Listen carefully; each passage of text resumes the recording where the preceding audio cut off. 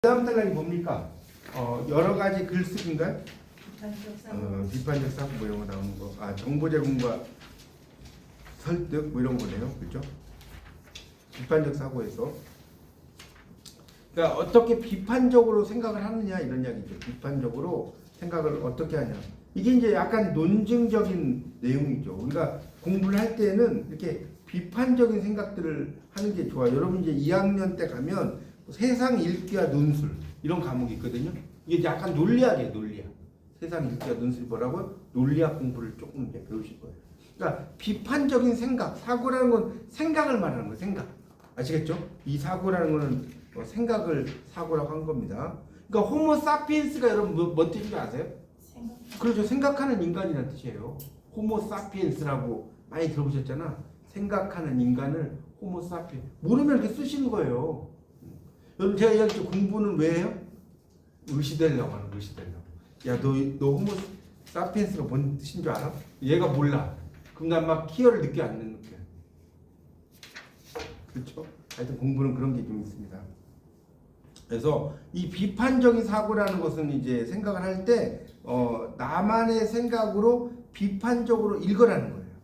그대로 읽지 말고. 뭔 말인지 아시겠어요? 어떤 글을 읽었을 때 이거는 왜 이런 뜻이 아닐까? 이건 저런 뜻이 아닐까? 라고 생각을 하면서 그걸 읽는 거. 이런 걸 뭐라고 한다? 비판적 사고라고 하는 겁니다. 그러니까 비판은 무조건 이거 잘못됐어 이렇게만 이야기하는 건 아니에요. 비판이라고 하는 건. 아시겠죠? 좋은 점도 이야기하고 나쁜 점도 이야기하는 겁니다. 그래서 153쪽에 보세요. 153쪽입니다. 그 마지막 단락에 뭐라고 나왔어요? 비판은 뭐라고 나와요? 건전한 회의와 진지한 반성을. 여러분 건전한 회의할 때 회의가 뭔지 알아요? 회의의 뜻이 뭐예요? 회의. 여기 회의하는 거예요? 이 회의는 뭐냐면 뭔가에 대해서 의심을 품는 걸 회의라고 해요. 회의적. 예, 그렇지. 회의적이다 할 때. 회의. 그러니까 우리말이 참 이게 한자를 많이 안 해. 그러니까 회의가 우리가 회사에서 회의를 하다가 회의를 느끼잖아요. 이 회사 다녀야 돼 말해야 돼. 그러니까 그 회의가 이 뒤에 한자를 안 써놨지만 이 회의는 의심을 품는다는 회의다. 이렇게 이해하시면 됩니다. 진지한 반성에 기반을 두고 있다. 뭐 그렇게 알면 돼요. 그러니까 비판적 사고하려면 그것에 대해서 좀 더 회의적인 생각을 가져라. 이런 얘기고요. 154쪽. 154쪽 보세요. 거기. 그래서 이제 거기 보면 정보와 두 번째 단락 첫째 줄. 정보와 사회에서 비판적 사고 능력을 키움으로써 좀 더 정확하게 뭐예요? 정보를 파악하고 자료를 선별할 수 있고 집중력과 관찰력도 향상시킨다. 뭐 당연한 이야기죠.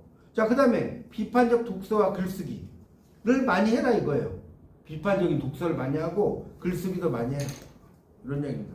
논리학 같은 경우가 그러잖아요. 뭐 대학 논술 시험이라고 하는 게 다 뭐예요? 비판적인 독서, 글쓰기를 이야기하는 거. 나는 딴 사람은 이렇게 생각할지 모르겠는데 나는 이렇게 생각한다. 이걸 뭐라고 그래요? 비판적 독서라고 한다라고 보시면 될 것 같습니다. 자, 그래서 156쪽으로 가면 156쪽 보세요. 거기 뭐라고 나와요? 156쪽이면 비판적 사고의 기술, 사실과 가치 판단 이런 말 나오죠. 사실과 가치. 뭐 이것도 어려운 말 아니죠. 사실은 뭐예요? 팩트. 우리가 영어로 팩트란 말 들어봤죠. 이거 팩트야. 이게 사실이에요. 자, 거기 그 156쪽에 3번 비판적 사고의 기술 두 번째 단락. 그래서 사실은 주장을 하는데 결정적 근거를 제공한다. 이런 말 나오죠. 사실이 주장을 하는데 결정적 근거를, 이런 사실 때문에 내가 주장을 한다는 거죠. 그렇죠? 그렇게 이해하시면 됩니다. 사실이 아니면 설득력을 잃어버려요. 그런 얘기가 나옵니다. 이렇게 보시면 돼요. 사실에 근거를 해서 이야기한다는 거겠죠. 그렇게 이해하시면 되겠고, 자, 그래서 사실적인 근거를 바탕으로 이루어지는 게 뭐다? 가치 판단. 157쪽 보세요. 157쪽. 거기 마지막 단락의 첫째 줄 보세요. 이렇게 다음에 사실적 근거를 바탕으로 이루어지는 것이 뭐다? 가치 판단이다. 이렇게 나왔죠. 가치 판단이다. 그렇게 이해하시면 돼요. 판단하는 거죠. 어떤 사실을 보고 판단하는 거죠. 그렇게 이해하시면 돼요. 이렇게. 예를 들어서 집에 딱 들어왔는데 막 빵 부스러기가 흩어져 있고 뭐 먹을 게 뭐 흩어져 있고 뭐가 이렇게 막 책이 너덜너덜해져 있어. 막. 그럼 뭐예요? 이 사실이잖아요. 이 사실을 통해서 누군가가 우리 집에 뭡니까 잠입했다 라는 게 오는 거 아니에요? 예를 들자면 뭔 말인지 이해가요? 그러니까 그런 것들이 있는 것들은 사실이고 그걸 가지고 판단하는 거는 가치 판단이라 이렇게 이해하시면 된다는 거예요. 그렇게 이해하시면 됩니다. 가치 판단이라는 게. 근데 이제 가치 판단이라는 건 158쪽 이제 아까 말씀드린 건 일반적인 얘기고 158쪽의 두 번째 단락의 첫째 줄을 보면 가치 판단이 제대로 이루어졌는가를 판단하는 건 쉬워요, 어려워요? 쉽지 않다는 거예요. 왜? 검증이 돼야 돼. 검증이란 말이 있을 거예요. 동그라미 쳐봐요. 검증. 158쪽의 두 번째 단락 둘째 줄에. 그래서 검증을 잘해야 된다. 근데 이제 검증이라고 하는 것도 진선미 따위의 가치 일반의 문제와 관련되기 때문에 객관적인 진위 판별이 쉽지 않다는 거예요. 진선미의 가치 판단. 그러니까 이게 무슨 말이냐면 우리가 그 가치 판단이라는 것은 그 뭐랄까요 사회의 또는 역사적인 상황에 따라서 가치 판단이 똑같을까요? 다를까요? 가치에 대한 판단이 여러분 양귀비라고 들어보셨죠? 양귀비가 지금 현재 기준으로 보면 뭐랄까 미인이에요, 미인이 아니에요. 양귀비가 미인이 아니에요. 양귀비가 뭐 달덩이 같이 생겼다는데 되게 좀 뚱뚱해요. 요즘은 미인이 이렇게 막 뚱뚱하면 그 안 들어가잖아요. 그러니까 그 당시의 기준은 이렇게 통통한 게 아니라 뚱뚱했어요. 막 양귀비 얼굴 이런 몸을 보면 호리호리한 사람이 아니에요. 달처럼 생겼다. 근데 미의 기준 달라지잖아요. 그러니까 어떤 세상에 대한 기준이 그 시대적인 거에 따라서 어때요? 달라진다는 거. 뭔 말인지 이해가시죠? 진선미라는 것이 그렇다. 그렇게 이해하면 될 것 같습니다. 설명의 방법. 그 다음에 나오죠. 설명의 방법은 설명을 하는 거죠. 이거는 무엇이고 이거는 무엇이다라는 것을 이야기하는 거죠. 자, 159쪽에 세 번 설명을 하는데 거기 볼까요? 자, 두 번째 줄 볼까요? 159쪽 두 번째 줄. 두 번째 줄 보면 이러한 정보를 거기 밑줄 쳐보세요. 정보를 독자에게 명확하고 객관적으로 전달하기 위해서 주로 쓰는 방법이 뭐다? 설명이라는 거. 설명. 그러니까 뭐는 뭐다 이렇게 설명하는 거죠. 그걸 이야기하는 겁니다. 설명은 그러니까 설명에는 자기의 주장이 들어갈 필요가 없는 거죠. 그렇죠? 설명은. 자, 그래서 설명의 방법은 159쪽에 1번 지정, 그 다음에 넘겨보세요. 2번 정의 이런 게 있어요. 자, 지정이라는 것은 자 159쪽 마지막 줄입니다. 여러분 지정의 지자가 무슨 지자 같아요? 한자? 지. 가리킬 지. 여러분 가르치다 이게 이제 사람들이 헷갈리는데 가르치다 하고요. 가리키다 이렇게 돼야 돼. 어떤 분들은 막 가르치다 이렇게 막 하시는 분이 있는데 가르치다, 가리키다, 가르치다가 아니에요. 이거 막 혼동하시는 분 있다니까. 보면 그러니까 이건 가리킨다는 거. 그 진짜입니다. 그래서 사물을 제일 마지막 줄 나오죠. 바로 앞에 두고 가리키며 그대로 언급하는 것을 말한다. 어떤 사물을 지적해서 무엇이냐 누구냐라고 물었을 때 이것은 뭐다 이렇게 이야기한다는 거예요. 정의는 뭐냐? 삼각형이라고 하는 것은 뭐예요? 한 각의 길이가 한 각이 60도인 도형 맞나요? 정의라는 게 그런 거잖아요. 삼각형이 뭐냐? 수학 시간에 배우잖아요. 한 각이 몇 도? 삼각형 180도니까 60도인 도형. 이걸 정의라고 하는 거예요. 이거에 대한 정의는 뭐다? 그렇게 이해하시면 됩니다. 자, 그 다음에 개념적 정의 이런 거 나오고요. 새가 뭔지를 설명을 하고 있습니다. 그 다음에 이제 나는 새의 속성. 그러니까 가는 제일 마지막 줄 보세요. 새에 속하는 동물 전체를 가리키는 것이다. 조강의 척추동물을 일상적으로 통틀어 이루는 말. 새의 전체적인 말. 나는 뭐예요? 몸에 깃털이 있고 다리가 둘이며 하늘을 자유로이 날아갈 수 있는 짐승. 이게 뭐예요? 새의 속성이라는 거죠. 그러니까 위에 있는 거는 새에 속한 동물 전체를 가리키는 것이고 나는 뭐예요? 새의 속성을 가리킨다.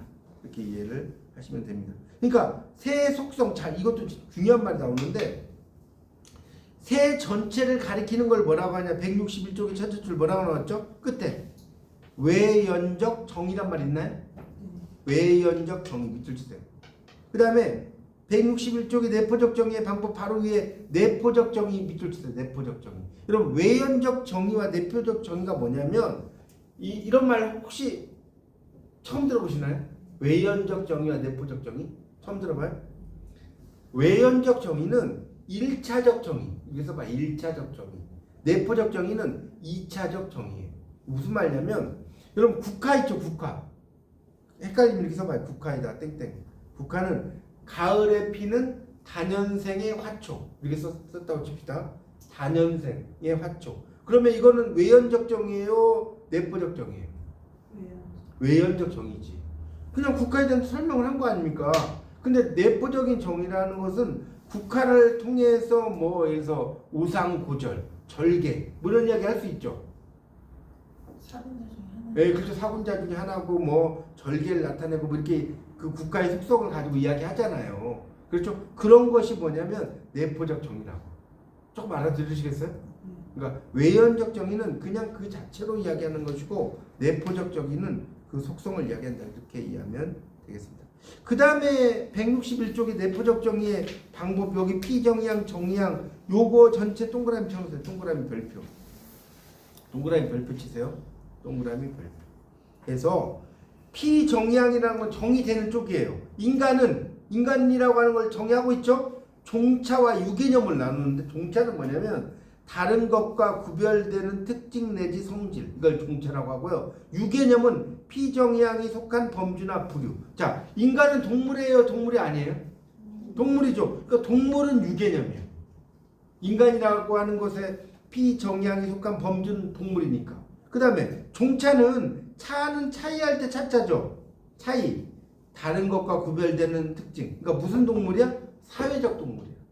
여러분 인간 사회적 동물이라고 하는 건 누가 이야기한 말이에요? 인간 사회적 동물. 그렇죠. 아리스토텔레스가 한 말이잖아요. 정치학에서. 그러니까 동물은 동물인데 사회적인 동물이야. 이거는 종차라고. 일반적인 동물과는 좀 더 다른 차이죠. 종차. 그래서 정의된 피정의양, 종차, 유개념 이거 좀 잘 알아두시면 좋겠습니다. 자, 162쪽 조작적 정의. 162쪽에 보면 조작적 정의라는 것이 있어요. 162쪽. 그래서 여기는 이제 조작적 정의라는 거는 뭐라고 나옵니까? 그 밑에 있죠. 사회조사를 위해서 사물 또는 현상을 객관적이고 경험적으로 기술하는 거예요. 그래서 이제 밑에 산소가 뭐냐? 여러분 산소가 H2O 이런 거 중에서 물이 H2O고 산소 O 아니에요? 맞나요? 옥시즌. 맞죠? 산소는 뭐라고 나와요? 산소족에 속하는 비금속 원소 어쩌고저쩌고 뭐 냄새가 없는 물질 이렇게 나와요. 그런데 이 정의만으로는 잘 모르겠다. 그래서 그것이 들어있는 용기에 꺼져가는 성냥개비를 넣으면 불꽃이 다시 일어나게 하는 기체 이렇게 쓸 수 있다는 거죠. 그렇죠? 그래서 산소는 눈에 보이지 않지만 위 정의대로 일정한 조작을 하면 관찰하여 확인할 수 있다는 거예요. 맞죠? 산소가 있는지 없는지를 여러분 생각해 보세요. 그 들어있는 용기에 꺼져가는 성냥개비를 넣으면 불꽃이 일어나겠어 안 일어나겠어? 일어나는 거죠. 그런 걸 이야기하는 거죠. 그런 것을 이제 우리가 조작적인 정의라고 한다는 겁니다. 그렇게 이해하시면 됩니다. 그러니까 그런 어떤 조작을 가해서 결과가 반복적으로 나타날 수 있게 하는 거다.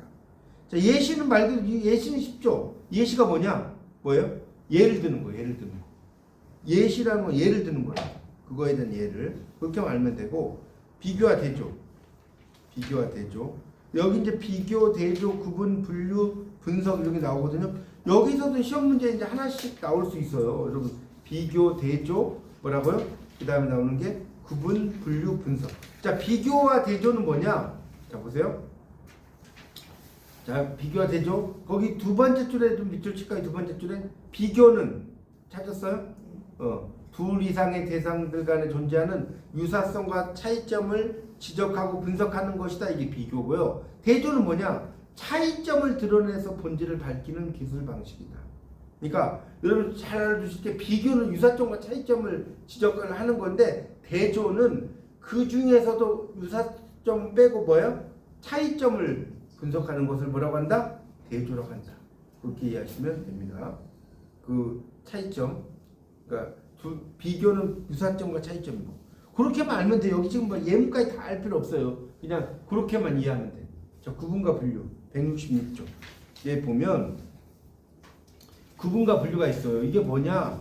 뭐라고 나와요? 그 네 번째 줄부터 밑줄 줄까요? 네 번째 줄. 그 구분은 공통된 특성을 중심으로 같은 차원에서 나누어서 설명하는 것이고 있죠. 구분은 분류는 개별적인 특성을 일정한 질서에 따라 묶어서 설명하는 것이다. 이게 분류예요. 분류. 그러니까 구분은 공통된 그러니까 여러분 이 구공이죠. 구분은 공통된. 그다음에 분계.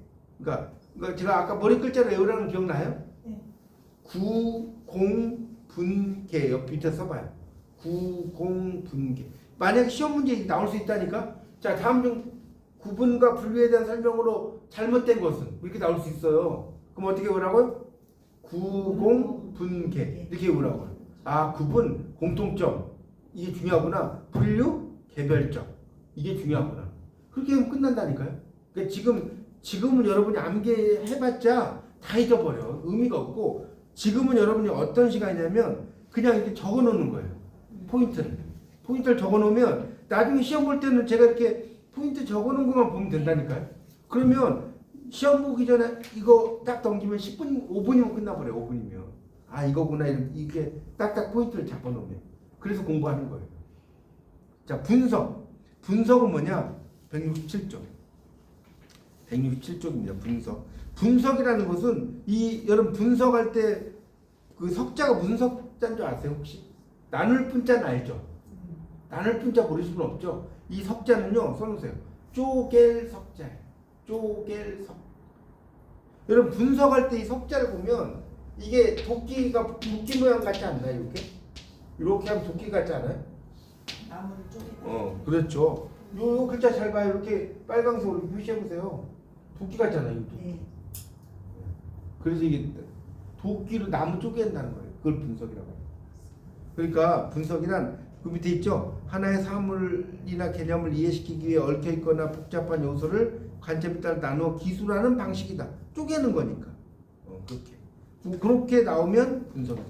논증이라고 하는 것은 논리적인 증명이에요. 논증이 뭐라고요? 논리적으로 증명하는 거. 168쪽에 나오죠. 168쪽에 두 번째 단락 첫째 줄 봐요. 주장이 정당함을 신뢰할 만한 이유나 증거를 제시하여 168쪽 보고 있어요. 자, 입증하는 걸 뭐라고 한다? 논증. 논리적으로 증명하는 거. 쉽지 않아. 그럼 끝난 거라니까. 그 다음에 명제 169쪽.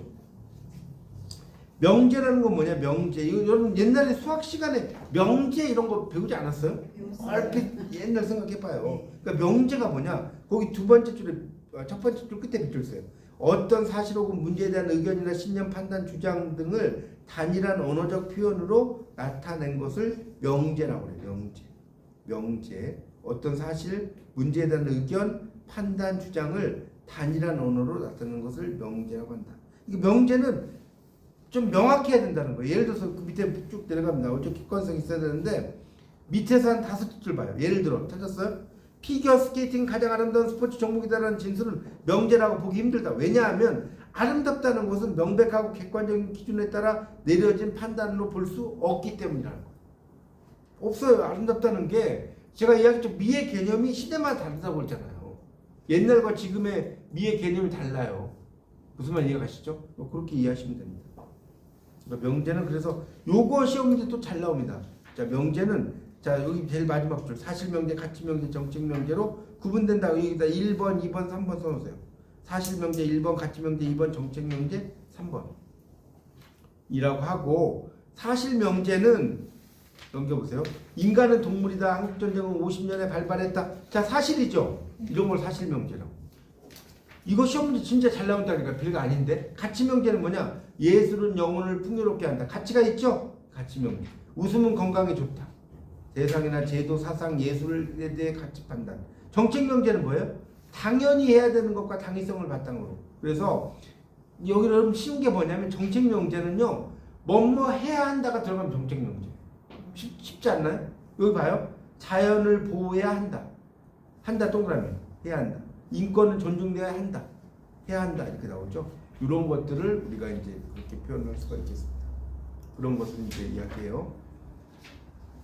논거라는 건 뭐냐? 논리적인 근거를 말해요. 이런 이야기가 나왔을 때 그거에 대한 근거. 그 다음에 추론이라고 하는 것은 결론을 어떻게 낼 것인지 생각하겠죠. 추론한다는 거예요. 어떤 사실을 가지고. 그렇게 이해하시면 될 것 같고, 추론, 결론을 이끌어가는 과정이다. 논박이라고 하는 것은 171쪽에 논리적으로 반박함이에요. 논박이 뭐라고요? 논리적으로 반박함. 논박. 이렇게 이해하시면 될 것 같고요. 그 다음에 이제 논증의 구성에서 172쪽. 172쪽. 일단 177쪽까지 좀 보고 좀 쉽게 하던 거니까 그 뒤에는 좀 더 편해질 거예요. 자, 귀납 논증이라는 거예요. 귀납법 있죠? 172쪽에 구체적이고 개별적인 사례들을 열거해서 그러한 사례에서 찾아볼 수 있는 뭐라고 나와요? 보편적이고 일반적 원리를 추론하는 방법, 귀납. 이끌어 나간다는 거예요. 귀납법이라고 이야기를 할 수가 있다. 어떠한 여러한 사실을 통해서 이런 결과를 도출하는 거. 이걸 뭐라고 한다고요? 귀납법이라고 한다. 그렇게만 좀 이해하시면 될 것 같습니다. 자, 그 다음에 174쪽 유추. 유추한다는 말 많이 들어봤죠? 유추한다. 이것도 뭐예요? 거기 좀 밑줄 칠까요? 세 줄.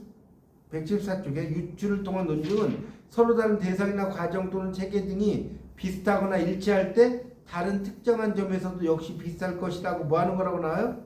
추리하는 것을 유추한다라고 이해하시면 됩니다. 자, 연역 논증 175쪽. 이거는 알고 있는 하나의 또는 둘 이상의 명제를 전제로 해서 명확히 규정된 논리적 형식들에 근거해서 새로운 명제를 결론을 이끌어내는 거예요. 그래서 연역법이라고 합니다. 그러니까 연역법이라고 하는 것은 밑에 쭉 내려가면 봐요. 그 다음 단락에 뭐라고 나왔어요? 세 단계가 있다고 나오죠. 세 단계 뭐라고 나와? 대전제, 소전제, 결론이라는 거예요. 3단 논법이라고 하는데 밑에 봐요. 모든 사람은 죽는다. 대전제죠. 맞죠? 그 다음에 소크라테스 사람이다. 소전제예요. 그러므로 소크라테스도 죽는다. 결론이에요.